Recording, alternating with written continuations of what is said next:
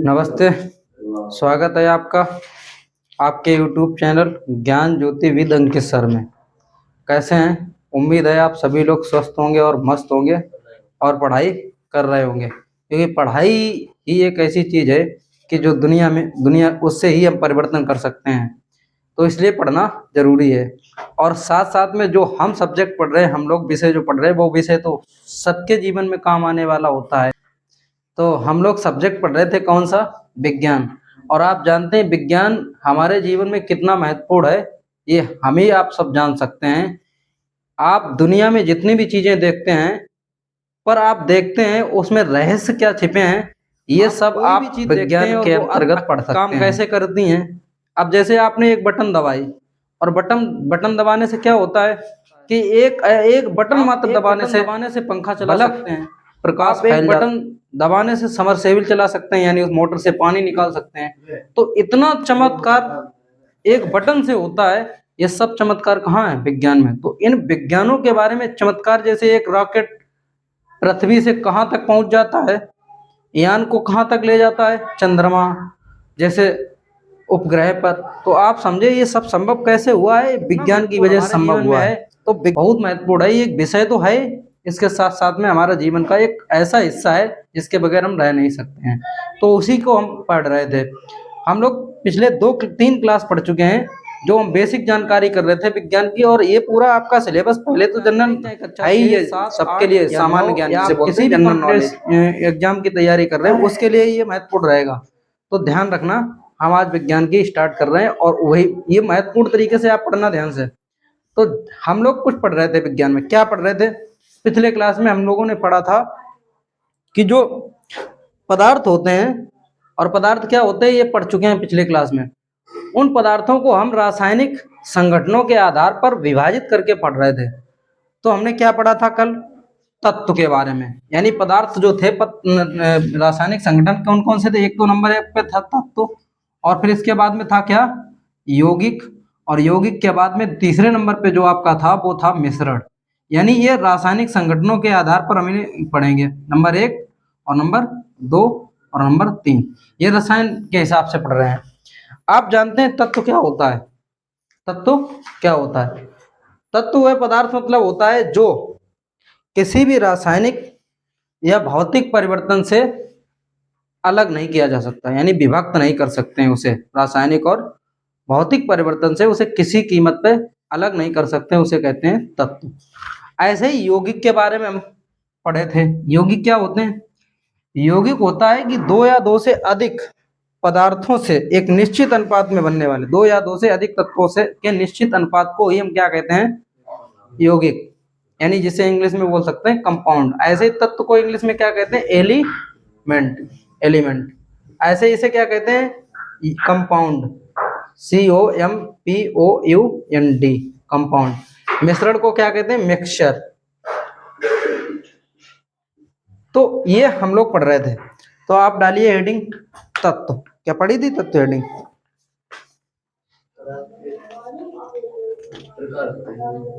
प्रकार पढ़ी थी। तो नंबर 1 हेडिंग डालो तत्व। नंबर 1 हेडिंग डालो तत्व।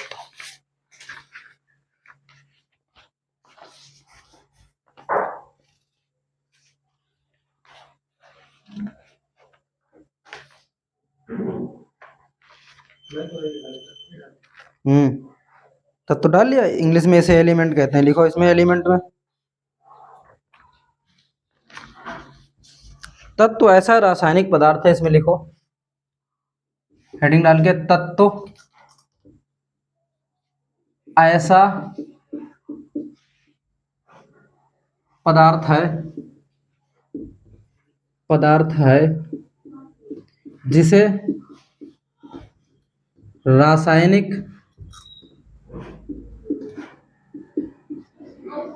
रासायनिक तथा भौतिक परिवर्तन द्वारा विभक्त नहीं कर सकते हैं, नहीं कर सकते हैं। तत्व कहते हैं, तत्व कहते हैं। जैसे आप एग्जाम्पल में लिख लेंगे, एग्जाम्पल में होता है जैसे H, oxygen, helium, Ag, iron, Fe, लोहा Au इत्यादि, या आदि कर सकते हैं, आदि, ये सारे तत्व हैं। तत्व अभी तक प्रकृति में 120 खोजे जा चुके हैं, 120, और आप जानते हैं 118 तक तो आपके इसी आधुनिक आवर्त सारणी में दी गई। तो अभी आगे भी आधुनिक आवर्त सारणी पढ़ेंगे तो वहां पे एक एक तत्व के बारे में पढ़ेंगे, कैसा किसका गुण था।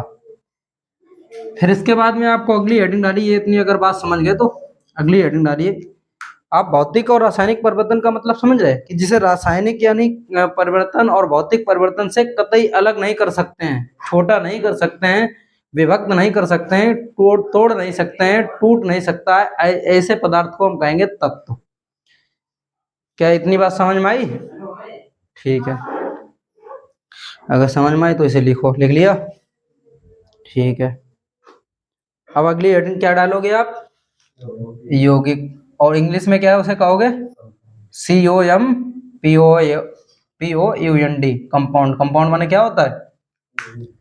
यौगिक। तो आप कंपाउंड जो आपने हेडिंग डाली उस कंपाउंड में लिखो, कंपाउंड यानी यौगिक में लिखो 2 या 2 से अधिक, लिखो 2 या 2 से अधिक,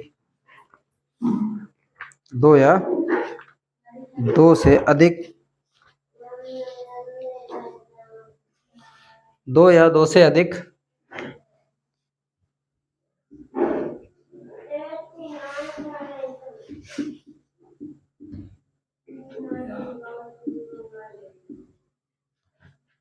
तत्वों, 2 या 2 से अधिक तत्वों के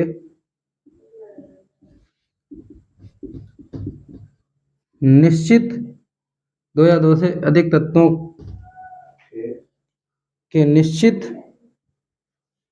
2 या 2 से अधिक तत्वों से मिलकर बनने वाले, ऐसे लिखो 2 या 2 से अधिक तत्वों से मिलकर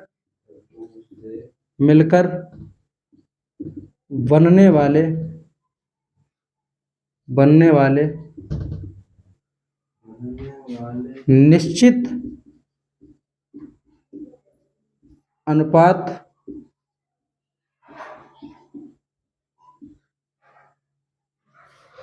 दो या दो से अधिक तत्वों से मिलकर बनने वाले निश्चित अनुपात के पदार्थ को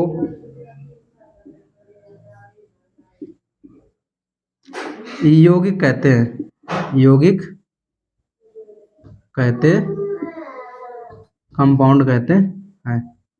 ये बात इतनी लिखनी है।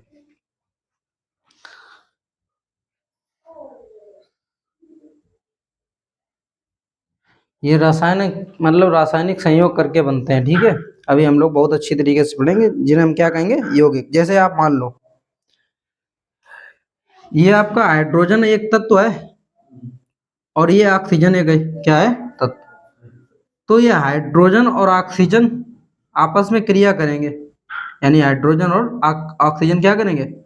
आपस में क्रिया करेंगे। आपस में जब क्रिया करेंगे तो ये मिलकर के आपका बना देंगे H2O। क्या बनाएंगे? अब आप जानते हो हाइड्रोजन और ऑक्सीजन का अनुपात यहाँ पे क्या दिख रहा है? 2:1, क्योंकि हाइड्रोजन के 2 परमाणु हैं और ऑक्सीजन के कितने परमाणु हैं? 1, कुछ नहीं तो 1 मानेंगे। तो इसका निश्चित अनुपात हमेशा यही रहेगा। जैसे अगर आप समझने की बात करें कि अनुपात नहीं समझ पा रहे, तो इसका मतलब ये होता है कि जैसे मान लो 2:2 लिखा है। अब आप जानते हैं 2 का गुणा इसमें करेंगे तो 2 दूनी 4, इसका मतलब ये हाइड्रोजन कितने हैं यहाँ पे? यानी हाइड्रोजन के परमाणुओं की संख्या कितनी है? 4। और 2 का गुणा इधर भी करेंगे तो 2 का गुणा ऑक्सीजन में होगा, तो ऑक्सीजन के परमाणु संख्या कितने हैं यहाँ पे? परमाणु 2। आप जानते हैं हाइड्रोजन के इतने हैं और यहाँ पे इसके 2 हैं, तो 4:2 है। अब यहाँ पे सर कह रहे हो कि 2:1 होना, मतलब निश्चित अनुपात होना चाहिए। यहाँ 2:1 है और वहां 4:2 है, लेकिन आप निश्चित अनुपात का मतलब होता है कि अनुपात का मतलब होता है इसका सबसे छोटा हिस्सा। आप 2 से काटोगे, 2 एकम 2, 2 दूनी 4, यानी इसका सरलतम जो रूप होता है जब, तो वो 2:1 ही तो बनेगा। तो ये निश्चित अनुपात में बनेगा। आप ऐसे नहीं कह सकते हैं जैसे कि आप सोचो कि जल ये है और आप ऐसे बना दें, तो H2O2 है, अब इसे आप जल नहीं कहेंगे, ये एक आपका पदार्थ बना, उस पदार्थ का नाम है हाइड्रोजन पेरोक्साइड। क्या नाम है? अब इसको जब करोगे तो आप 2:2 लिखोगे, तो आप जानते हैं इसका सरलतम जब रूप करोगे तो क्या आएगा? 1:1, यानी हाइड्रोजन और ऑक्सीजन का जब अनुपात 1:1 होगा तो उसे हम कहेंगे हाइड्रोजन पेरोक्साइड। तब आपका कोई दूसरा पदार्थ बनेगा, तब आपका कोई दूसरा यौगिक बनेगा, दूसरा कंपाउंड बनेगा। और आप जब 2:1 में बनाएंगे तो वो आपका यौगिक कौन सा होगा? जल, H2O, जब 2:1 बनेगा। समझ रहे हो? तो आप जानते हैं कि ये हाइड्रोजन एक तत्व था और एक ऑक्सीजन भी क्या था? तत्व। और हाइड्रोजन और ऑक्सीजन से क्या मिलकर बन गया H2O, जिसे हम जल बोलते हैं। क्या बना? जल। ये पानी जो हम बनता है, पानी किससे बनता है? हाइड्रोजन और ऑक्सीजन। आप ध्यान रखना, हाइड्रोजन भी एक गैस होती है और ऑक्सीजन भी क्या होती है? गैस। और हाइड्रोजन और गैस गैस मिलकर के क्या बनती है? जल, यानी द्रव बनता है। समझ रहे हो? ये क्रियाएं होती हैं, यही सब हम रासायनिक अपक्रिया में सब कुछ सीखेंगे। अब जैसे मान लो एक तत्व है आपका Na और दूसरा एक आपका मान लो Cl है। अब Na और Cl मिलकर के बनाएगा क्या? आपका क्या? NaCl, यानी इनका अनुपात 1:1 ही होगा, तो एक निश्चित अनुपात होगा।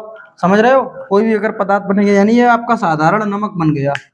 ये साधारण नमक का फार्मूला है जिसे हम कहते हैं सोडियम क्लोराइड। ये सोडियम है और ये क्या है? क्लोरीन। तो इससे बन जाएगा सोडियम क्लोराइड। ऐसे ही अगर आप एक पदार्थ देखना चाहें तो ये एक पदार्थ आपका होता है C12H6 और O6। आप जानते हैं ये किसका सूत्र होता है? ये ग्लूकोज का सूत्र होता है। किसका होता है? अगर आपके इसी को लिखना है आपको अनुपात के रूप में, तो इसे कैसे लिख सकते हैं? अगर आप इसे लिखना चाहें तो ये जानते हैं 6:12 कितना है? 6, ऐसे तो इसे लिखते हैं। और आप जब इसे लिखना चाहेंगे तो इसे कैसे लिख सकते हैं? जैसे अगर काटना चाहें तो 6 से काटोगे, 6 × 1 = 6, 6 दूनी 12, और इधर 6 × 6, यानी इसी को हम कैसे लिख सकते हैं? इसे ऐसे भी तो लिख सकते हैं CH2O, ऐसे करके। मतलब एक छोटा सरलतम ये रूप है इसका अनुपात के रूप में। तो इसी चीज को ऐसे भी लिख सकते हैं। तो अब जानते हो कि 2 या 2 से अधिक तत्व मिले यहाँ। कौन कौन मिला? कार्बन मिला, हाइड्रोजन मिला और ऑक्सीजन मिला। और कार्बन और हाइड्रोजन और ऑक्सीजन के एक निश्चित अनुपात से जो बनेगा पदार्थ, उस पदार्थ को ही हम क्या कहेंगे? यौगिक। क्या आप इतनी बात समझ पाए? इतनी बात अगर समझ पाए तो ये एग्जाम्पल आप लिख सकते हैं। तो उसमें लिखो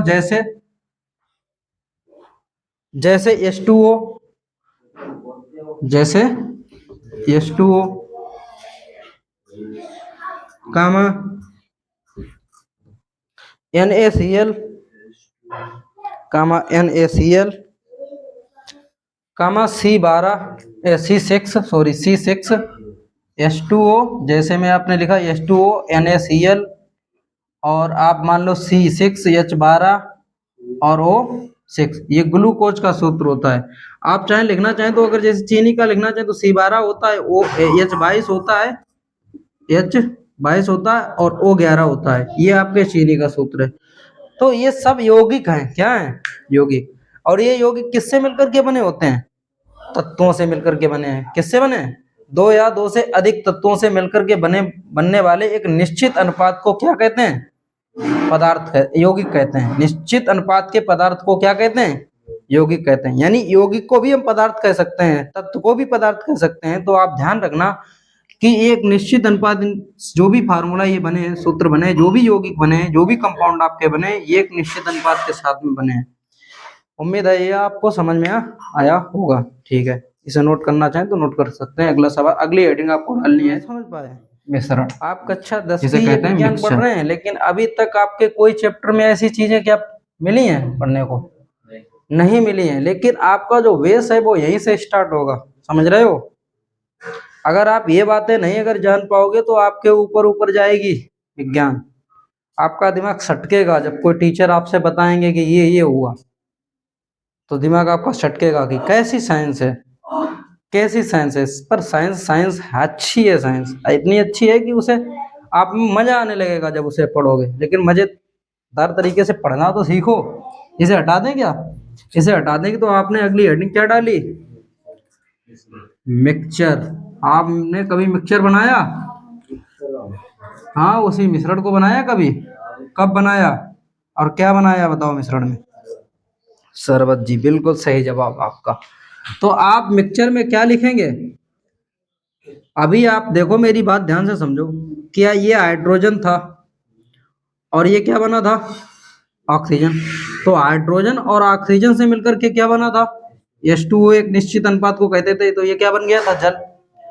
अब आप मेरी बात सुनो ध्यान से। फिर आपने एक कार्बन लिया, हाइड्रोजन लिया और साथ में क्या लिया? ऑक्सीजन। तो कार्बन और हाइड्रोजन और ऑक्सीजन को जब आपने इसकी आपस में इनकी संयोग रासायनिक अपक्रिया हुई, यानी रासायनिक संयोग हुआ, तो C12 बना और H22 बना और O11 बना। इससे एक आपके यौगिक का निर्माण हुआ। यानी आप जानते हैं तत्व किसे कहते हैं? अभी हमने पहले ही पढ़ा था तत्व किसे कहते हैं। बार बार आपसे पढ़ने की जरूरत है, दिमाग में इसे फीड करना पड़ेगा, हमें इसे सोचना पड़ेगा कि तत्व क्या होते हैं, यौगिक क्या होता है, मिश्रण क्या होते हैं। आप जानते हैं तत्व क्या होता है?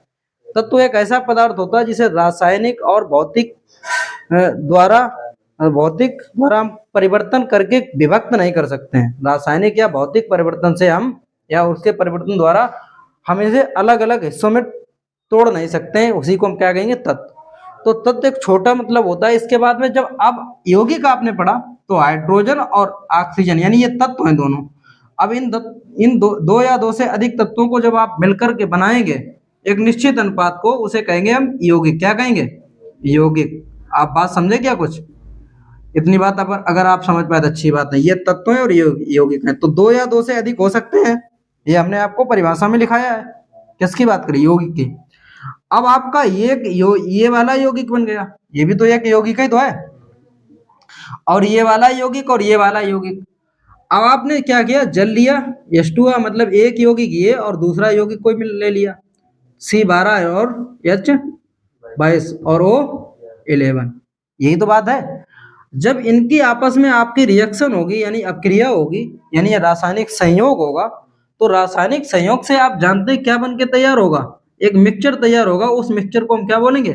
शरबत। जैसे मिश्रण है, आप जानते हैं कि ये जल है, ये क्या है? जल। और ये क्या है? चीनी। ये क्या है? चीनी। और आप जल को और चीनी को मिलाते हैं तो क्या बनता है? शरबत। उसी शरबत को ही तो मिश्रण बोलते हैं। यानी हम ऐसे कह सकते हैं, जब दो या दो से अधिक यौगिक मिलकर के एक नया पदार्थ बनाएंगे तो उसी को हम क्या कहेंगे? मिश्रण। तो आप लिखिए इस मिश्रण में दो या दो से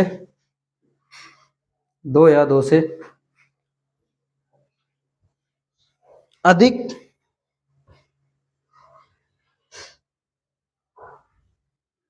क्या लिखा आपने? दो या दो से अधिक यौगिक। दो या दो से अधिक यौगिक मिलकर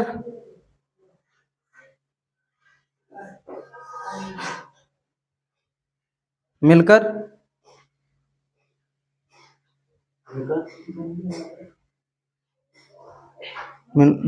मिलकर उनके अनुपात निश्चित, अभी एक मिनट रुको, मिलकर निश्चित इन्होंने एक समान अनुपात मिलकर पदार्थों में पदार्थों के समान अनुपात पदार्थों में समान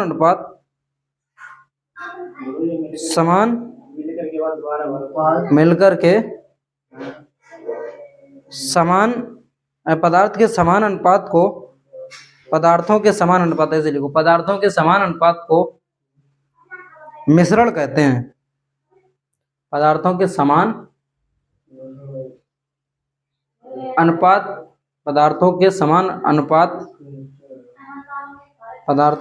अनुपात को मिश्रण कहते हैं।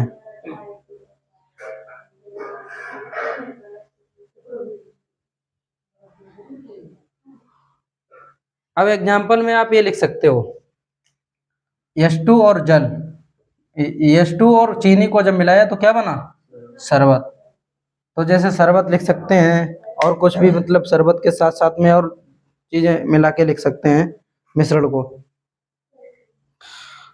शरबत एग्जाम्पल आप एक डाल ही लीजिए, और कुछ भी डाल सकते हैं। हैं? अभी हम बता रहे क्या क्या तुम्हें डालना है, देखो नींबू फीबू, और इसमें नींबू डालोगे? नींबू में क्या होता है पदार्थ, कौन सा पदार्थ होता है?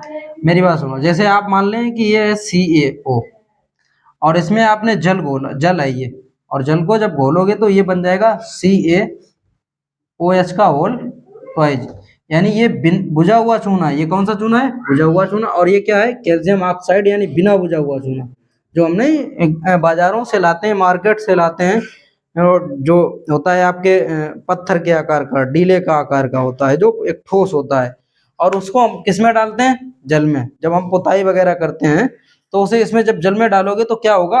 ऊष्मा से निकलती है, फिर खूब घुल जाता है। घोल के तब हम क्या करते हैं, जब उसमें टोटल घुल जाता है तो इसे बताते हैं बुझा हुआ चूना, यानी बुझ चुका है चूना। ये पहले जले, बुझ गया चूना, इसे बिना बुना चूना कह देते हैं। इसे कैल्शियम ऑक्साइड कहते हैं। क्या कहते हैं? कैल्शियम ऑक्साइड, क्योंकि कैल्शियम ये है और ऑक्सीजन ये है।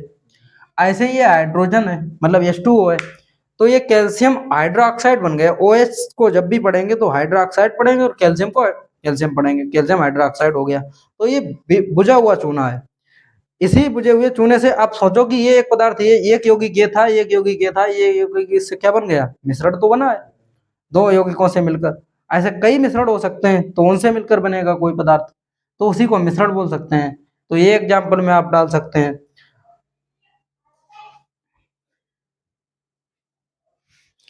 और इनके जानते हैं निश्चित अनुपात होता है।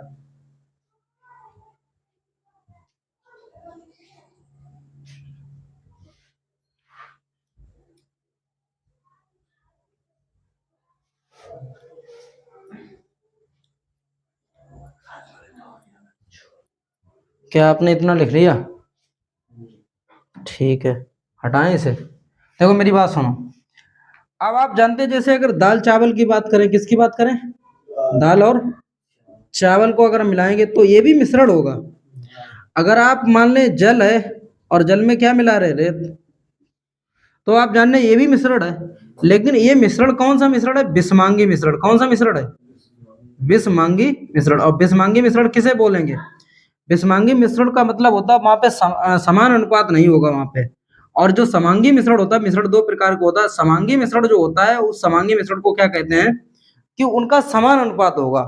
प्रत्येक जो पदार्थ होगा उनके प्रत्येक भाग पर क्या होगा? समान अनुपात होगा। जैसे आपने शरबत बनाया, नीचे पेंदी में जितना मीठा है उतना मीठा कहाँ होगा? ऊपर भी। यानी हर जगह उसका कैसा होगा? अनुपात समान होगा, चीनी और जल का। तो मिश्रण के अंतर्गत ये हमने आप लोग पढ़ चुका है। यानी हम रासायनिक संगठनों के आधार पर तीन तरीके से पदार्थ पढ़ेंगे, तत्व, यौगिक और मिश्रण। ये आप समझ में आया इतनी बात? ठीक है। अब आप जब इतनी बात समझ चुके हो तो आप जानते हैं हम तत्वों को अब पढ़ेंगे। किसे पढ़ेंगे? तत्व की अगर बात आई, अभी हम बहुत चीजें पढ़ेंगे, इसमें बहुत बेसिक चीजें हैं। अब आप तत्व को अगर पढ़ोगे तो तत्व को हम दो प्रकार से पढ़ेंगे, और तत्व भी एक मतलब पदार्थ है, और उन तत्वों के भी कोई मतलब बांट के पढ़ेंगे तो वो भी एक पदार्थ होते हैं। अब हम तत्व को पढ़ेंगे धातु अधातु में। किसमें पढ़ेंगे? धातु और अधातु, यानी ये दो प्रकार के होते हैं। मुख्यतः दो प्रकार के, वैसे होते तो तीन प्रकार के हैं। एक उपधातु भी होती है। क्या होती है? उपधातु। अगर हम आयनों को ग्रहण करना और आयनों का दान करने के हिसाब से पढ़ेंगे तो तत्व दो प्रकार के होते हैं, एक धातु और एक अधातु। तो धातु हम किसने कहते हैं, और अधातु किन्हें कहते हैं, और उपधातु किन्हें कहते हैं? ये सारे हमारे क्या होते हैं? तत्व ही तो हैं। अब तत्वों को अगर आप पढ़ोगे तो कहाँ आपको जाना पड़ेगा? आपको आधुनिक आवर्त सारणी में सारे तत्व मिलेंगे। अगर आपने आधुनिक आवर्त सारणी अगर समझ ली तो समझो आपको केमिस्ट्री बहुत जल्दी समझ में आएगी। और अगर आपको केमिस्ट्री नहीं आती है तो आप आधुनिक आवर्त सारणी अगर नहीं न समझ पाए तो फिर समझो कि आपको बहुत कम केमिस्ट्री आएगी, आपको समझ में ही नहीं आएगी। तो कुल मिलाकर के हम तो ये कह रहे हैं कि सबसे पहले आधुनिक आवर्त सारणी लाइए। 5 रुपए का मिलता है एक पोस्टर जैसा। हम लाए थे 30-35 थे शायद, हमने स्कूल में बांट दिए थे टोटल जाके। उन्होंने मंगाए तो हमने बांट दिए थे। उसमें एक भी नहीं बचा, तो कुछ बच्चे छूट भी गए थे कि। तो यहाँ हर स्कूल, हर मतलब दुकान पे नहीं मिलता, लेकिन आप जाएंगे दुर्गा डिपो पे गुरसाईगंज में तो वहाँ मिल जाएगा।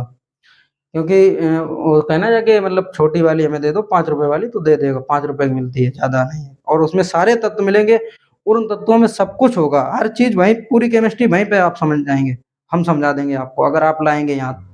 हमारे पास कहीं एक आधा रखा होगा तो पता नहीं कहाँ रखा, हमें ध्यान भी नहीं है, कोई किताब कॉपी में रखा होगा तो पता नहीं। ठीक है, तो इतना जब भी अगर कोई जाए गुरु साहिब में तो मंगा लेना, फिर जब आप लाएंगे तो बहुत अच्छी तरीके से हम आपको समझा सकते हैं। वहाँ तत्व दो तरीके से, अगर जब आधुनिक आवर साड़ी आप पढ़ेंगे तो आप जानते हैं आधुनिक आवर साड़ी इस तरीके की होगी, यहाँ कुछ होंगे उसमें बटे होते हैं, और इस तरीके से बटी होती है ये आपकी आधुनिक आवर्त सारणी। इस तरीके से मतलब 6-7 यहाँ भी आवर्त होते हैं, ठीक है, ऐसे इस तरीके 18 टोटल होते हैं, तो यहाँ तक भी होते हैं। आप जो भी हैं, देखो मेरी बात समझो ना ध्यान से, धातुएं आपकी जो रखी हैं आधुनिक आवर्त सारणी में, ये है आपका यस ब्लॉक, क्या ब्लॉक है, यस ब्लॉक, और ये है आपका पी ब्लॉक, कौन सा ब्लॉक, पी ब्लॉक, ठीक है, और ये है आपका डी ब्लॉक, कौन सा ब्लॉक, डी ब्लॉक। इसके बाद में ये जो इधर कुछ मतलब दो आपकी श्रेणी लिखी होती हैं, वो होती है एफ ब्लॉक, क्या होती है, एफ ब्लॉक। तो ब्लॉक कैसे बने, ये सब क्या चीजें हैं, तो आप कुल मिला के हम तत्व के बारे में बताएं। तत्व आपको जो आधुनिक आवर्त सारणी में देखने को मिलेंगे, वो आधुनिक आवर्त सारणी में दाएं तरफ मिलेंगे। धातुएं, जो धातुएं होंगी वो आधुनिक आवर्त सारणी में किस तरफ होंगी, इस तरफ होंगी, और अधातुएं जितनी भी होंगी वो किस तरफ होंगी, इस तरफ, जैसे पी ब्लॉक में होंगी धातुएं, डी और एस ब्लॉक में होंगी। अब ये ब्लॉक क्या होते हैं, ऑर्बिटल क्या होते हैं, कक्षक क्या होते हैं, ये सब चीजें जब आप पढ़ेंगे तो आपको हर चीज समझ में आएगी। ठीक है,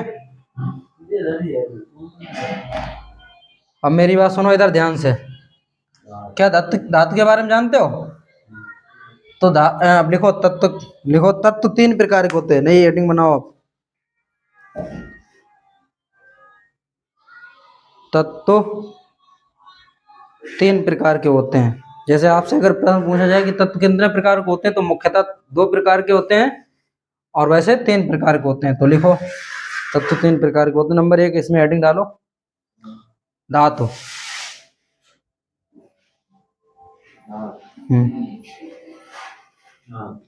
लिखो वे पदार्थ, यानी लिखो इसमें धातु वे पदार्थ,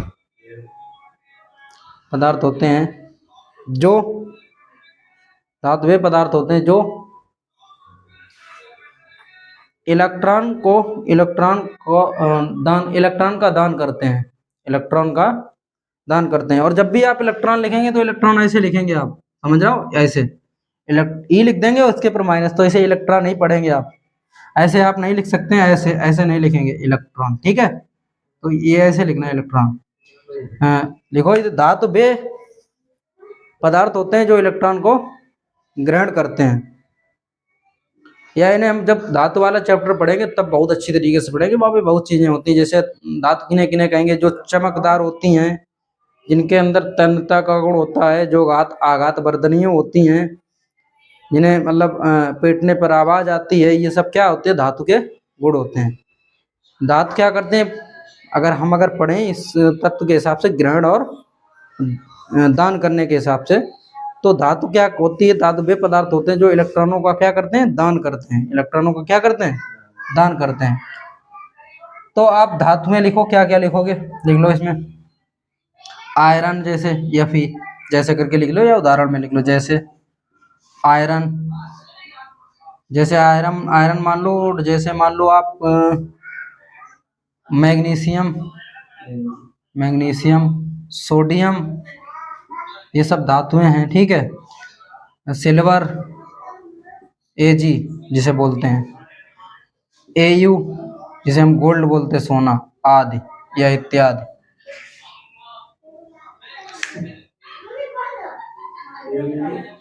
हाँ, ये बनाना सीखो, ये अभी रटवाएंगे एक दिन, ये आप ले आना तीनों लोग, क्या चीज, आधुनिक आवर्त सारणी। आप जानते हैं कितना टाइम हो गया, 7:03 हो गए। अब अभी जाना है या पढ़ना है,